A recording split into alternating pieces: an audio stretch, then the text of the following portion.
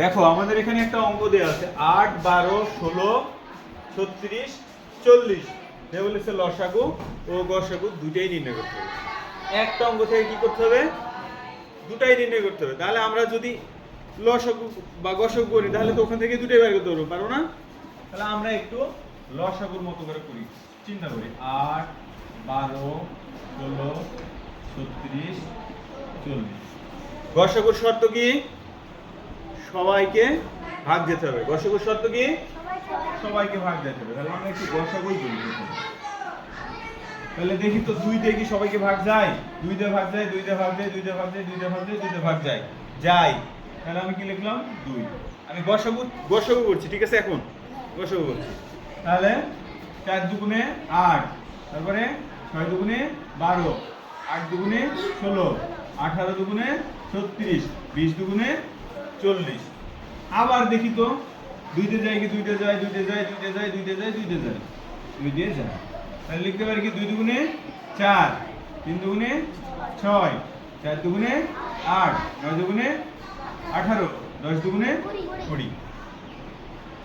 এত দূর পর্যন্ত আবার চেক করি পরেরটা। 2 দিয়ে যায়, 2 দিয়ে যায়, 2 দিয়ে যায়, একে যায়, একে যায়, যায় না। 3 দিয়ে দেখি, 3 দিয়ে একে যায়, একে যায়, বাকি বললাম যে যায়, যায় না। তার মানে দেখতে পাচ্ছি এত দূর পর্যন্ত আমার কি বলতো গসাগু। এবার অতটুকু থেমে যায়। থামার পরে এবার লসাগুর শর্ত কি? দুটাকে গেলেই হবে।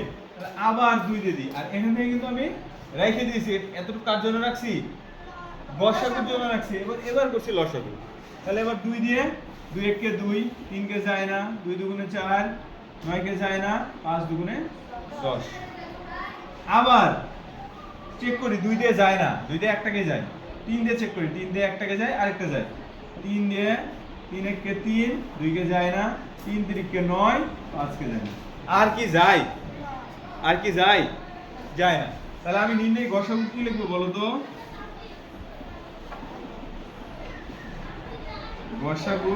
গসাগু কি লিখবো বলো তো? 2 গুণ 2। আর কি যায়? আর কি যায়? তাহলে গসাগু কত হবে? 2 দুগুণে 4। এবার যদি আমি লিখি লসাগু নির্ণেয়, লসাগুর শর্ত কি? লসাগুর শর্ত কি? সবগুলোকে আমার কি করতে হবে? গুণ করতে হবে। তাহলে গুণ করে ফেলি। 2 গুণ 2 গুণ 2 গুণ 3 গুণ 1 কি লিখবো? লিখলে হবে না লিখলে হবে? আমরা না লিখি। 2 গুণ 3 গুণ 5। আর আছে? তাহলে এবার একটু আমরা কাউন্ট করে ফেলি। 2 দুগুণে 4 দুগুণে 3 8 24 দুগুণে 48। 48 এর সাথে 3 5 15 গুণ করব। 48 এ পাশে গুণ করলাম না?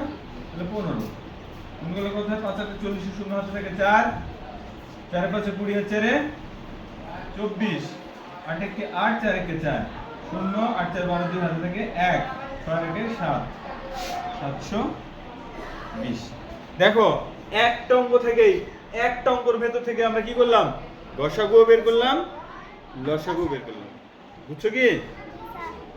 গসাগু ততক্ষণ পর্যন্ত করছি যতক্ষণ পর্যন্ত কাকে গেছে? সবাইকে গেছে, সবাইকে ভাগ গেছে। যতক্ষণ পর্যন্ত গসাগুতে কি হয়েছে? সবার সাথে ভাগ গেছে, ততক্ষণ পর্যন্ত কি করছি দেখছো? আমি ইন্ডিকেট করে রেখে দিয়েছি যে এই দুইজন পর্যন্ত গেছে। তারপরে গেছিল কিন্তু লসাগুর শর্ত কি ছিল?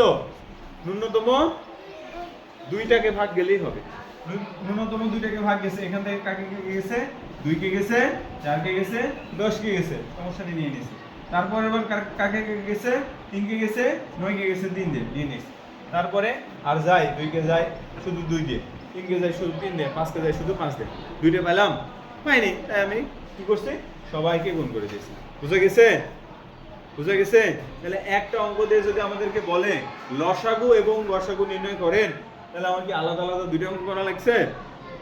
একটা অঙ্কেই করতে পারছি না? একটা অঙ্ক থেকে আমরা বের করতে পারছি।